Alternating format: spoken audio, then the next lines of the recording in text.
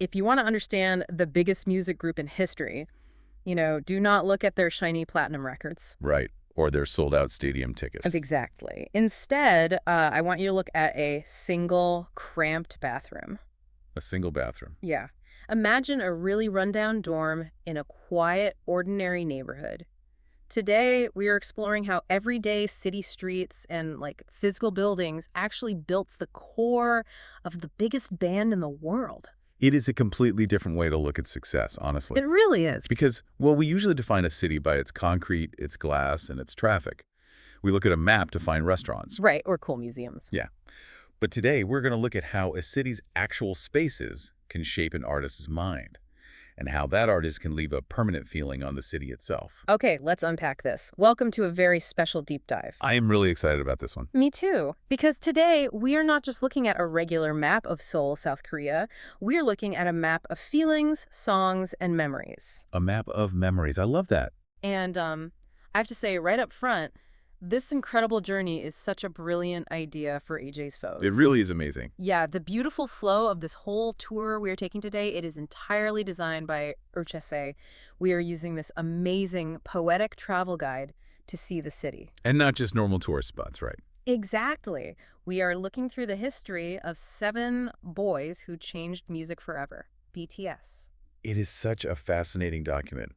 It forces us to ask, how does where you live change who you become? Oh, that is a great question. Yeah, it takes us from the very top of the world all the way back to their hardest, quietest beginnings. So let's start at the absolute peak. I want you to imagine standing at the very top of the Lotte Tower. One of the tallest buildings in the whole world. Right. Just think about Jungkook standing right up there, staring out at the massive, shining Seoul night sky. Wow. It is the perfect physical image of where they are right now, at the very top of the global music industry. The view from up there is clear, it is bright, and it is perfect. It really is. You can also see this shiny present at Hyundai Seoul, that dreamy setting for their yet-to-come music video. Yeah, standing up there completely changes your perspective. When you are that high up, the crazy city below suddenly looks small. Manageable, almost. Exactly. It represents their massive public success. And when we talk about success, we absolutely have to talk about the new HYBE building in Yongsan. Oh, definitely. That building is huge. It is a massive, beautiful fortress. It stands as this physical monument to how far they've come. Wait, I get that it's a monument to their success, but here's what I don't get. What's that? Well, our guide points out a tiny detail about that giant HYBE building. It says the practice lights never sleep. Right. Even now. Yeah. Even after they have broken every music record and built a global empire, those lights in the practice rooms are still on late into the night. It's wild to think about. Functionally, why? I mean, if you have already won everything, why are you still practicing at 2 in the morning? Do they not reach a point where they can just relax and enjoy the view? You would naturally think so, wouldn't you? But what's fascinating here is reaching the top does not always mean you get to rest. Really? Yeah. For top-tier performers, the physical space of the practice room is like an anchor. The HYBE building isn't just a trophy they won. What is it then? It is a machine designed for continuous effort. The lights never sleep because their hard work never sleeps. It is a mindset that says the job is never truly finished. Oh, wow. I see. It is almost like a swan on a lake. A swan. Yeah, smooth and perfect on the surface for everyone to see, like Lotte Tower or Hyundai Seoul. Ugh. But underneath the water, paddling incredibly hard, that is the practice room lights. Yeah, I love that analogy. That is spot on. The public sees the easy glide, but the artists know the hard grind. Right. And to understand why those lights are still on today, we have to understand where that intense work ethic started. Oh, this is the big contrast. Exactly. That drive was actually formed in a much darker, much smaller space. Yeah. Which brings us to our next stop. We are moving from the high towers to the quiet back streets. We are traveling back in time to the old big hit building. In a neighborhood called Non-Hyeon. Yes. And specifically, we are going to their old shared dorm in Hannam-dong. Let me just lay out the reality of this space based on our guide. Go for it. 7 teenage boys, 1 bathroom, 0 sleep. Just brutal. Now, hold on. I understand the romantic idea of starting from the bottom, But realistically, how do 7 tired teenagers actually make great music in a space that crazy? It is hard to imagine. Right. Can you imagine the chaos of trying to share one single bathroom every morning? Wouldn't that just cause constant arguments? It sounds like an absolute nightmare, honestly. If Yeah. you have ever shared a tiny apartment with just one messy roommate, you know how tense it gets. Oh, I definitely know. Now multiply that stress by 7 and take away everyone's sleep. Yikes. But here's the thing. Instead of breaking them apart, being squeezed together in that tiny space actually did something amazing to their group. Like what? What do you mean? If we connect this to the bigger picture, think of it like a diamond. Okay, a diamond. You do not get a beautiful diamond by giving carbon a lot of comfortable, wide-open space. You get a diamond through intense, crushing pressure. Oh, wow. So the room was the pressure. Exactly. That tiny one-bathroom dorm was a pressure cooker. It forced their different personalities, their fears, and their musical styles to crash into each other. And blend together. Right. If they had started out in huge, separate luxury apartments, the special magic of their group might never have sparked. They simply couldn't hide from each other. That completely changes how I view that tiny room. The intense pressure literally forced them to build an unbreakable bond. It really did. It wasn't just a place to sleep, it was a foundation. You are squeezed together so you either fall apart or you become a single unit. Exactly. And the guide notes, they had giant dreams in that tiny room. It is almost like the smaller the room got, the bigger their dreams had to be just so they could mentally survive. Precisely. You hit the nail on the head. And there's another effect of living in a tiny dorm. What's that? When your living space is that small and stressful, you cannot stay inside forever. Yeah. You would go crazy. Right, you need air. So the physical limits of their dorm forced them out into the city streets. Because they had no room inside, the city of Seoul basically became their living room. Their escape. Yes, their escape valve and their creative playground. So the city wasn't just a pretty background, it was their actual living space. That makes total sense. It changes everything, doesn't it? It really does. And it completely changes how you look at the next stop on our map. The open parks and streets. Ah, yes. The guide takes us to Yongsan Park. It describes them being young and loud there while filming the War of Hormone music video. Such a great energy there. If you just escaped a cramped room with only one bathroom, a wide-open park must feel like an absolute explosion of freedom. Yes.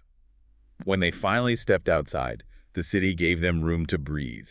The wide open space gave them the physical room to shout and just to be energetic teenagers. But our guide shows us it wasn't always loud and crazy. Right. There were quiet moments, too. Think about the quietest place in your own neighborhood. That is what the hills of Hannam-dong were for them. So peaceful. The guide talks about Jimin taking quiet walks alone, and it mentions the echoes of V riding his bicycle through the streets. But let me ask you this. Yeah. Walking and riding a bike are totally normal, everyday things.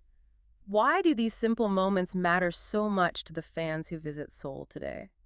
Because those moments make them human. Oh, I see. Yeah, for global superstars who live under so much pressure and bright flashing cameras, a quiet walk in Hannam-dong is a very rare moment of peace. So fans are looking for that peace. Exactly. When a fan walks up those exact same hills today, they aren't looking for a perfect pop idol. They are trying to connect with a normal young man who just needed to get some fresh air. That is a great point. It bridges the huge gap between the unreachable celebrity and the everyday fan. It really brings them back down to earth. And speaking of bridging the gap, here's where the concept of the city gets deeply emotional. The guide mentions the Gyeongui Line Forest. Yes, the train tracks. Right. It says the train tracks there feel rusty with longing, just like their beautiful song Spring Day. This is a perfect example of how physical places absorb emotion. Spring Day is a song entirely about missing someone, waiting for winter to end to see them again. Right. By describing real train tracks in Seoul as rusty with longing, the physical rust becomes a symbol. The city itself becomes a metaphor for human emotion. It is like the city of Seoul is a giant interactive diary. That is a perfect way to describe it. You aren't just visiting a random park or a random train track, you are walking straight into a page of their memories. And our guide shows how fans can actually physically interact with these memories. Like at Seoul Forest. Exactly. The Seoul Forest movie photo wall. The guide says your handprint fits right next to theirs. Wait, how does just touching a wall change a fan's experience? Why is that so powerful? Well, think about how fans usually interact with artists. It is mostly a one-sided emotional relationship, right? Through a screen or headphones. Right, from far away. But when a fan travels to that specific wall in Seoul Forest and puts their hand exactly where the artist put theirs, it suddenly becomes physical. Oh, wow. The architecture acts as a physical bridge. It turns an ordinary public park into an emotional landmark. I love that. It perfectly explains why people travel thousands of miles just to touch a wall or stand in a park. They're looking for that physical bridge. Exactly. And it also explains why places like the Jamsil Olympic Stadium feel so powerful even when it is totally empty. The guide says, no concert today, but the magic never left. Think about a massive stadium. When it is empty, it is just thousands of cold plastic chairs and hard concrete. It should feel lonely. It really should. But because of the incredible memories made there, the music, the tears, the cheers, that emotional energy feels permanently soaked into the concrete. The city holds the emotion of the music, even in total silence. Wow. So what does this all mean for us? Let's do a quick, simple recap of the journey we took today so you can really lock in these ideas. Sounds good. First, we looked at their massive success at places like Lotte Tower and the HYBE building. Right, the shining present. But we also saw that the practice lights never turn off. Even at the top, the hard work never stops. Exactly.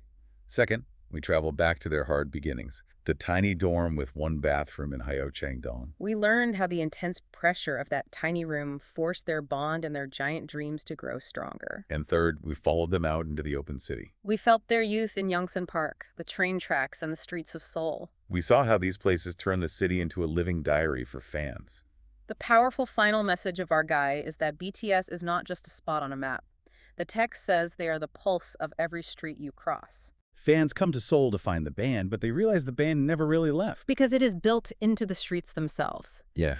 And I want to leave you with a beautiful piece of advice from the text. What is it? Walk slow, feel loud. Oh, I love that. Isn't it great? You do not need to rush around snapping hundreds of photos. Take your time. And remember, the best souvenir isn't something you buy in a shop. Right. The guide says the best souvenir is the chorus you carry home. Take the feeling and the melody with you. The fans' footsteps turn the whole city into a melody. They really do. Before we wrap up, I have to give one final massive shout out of this incredible, deeply emotional journey was totally designed by Thierry. It is such an amazing guide. It is such a brilliant idea for Act Shoes, and it totally changes how we connect with the places we love. It shows us we are tracing the lines of someone else's life. Which leaves me thinking, if a city can capture the memories and melodies of a band, what kind of invisible footprints are you leaving behind in your own city for someone else to find someday?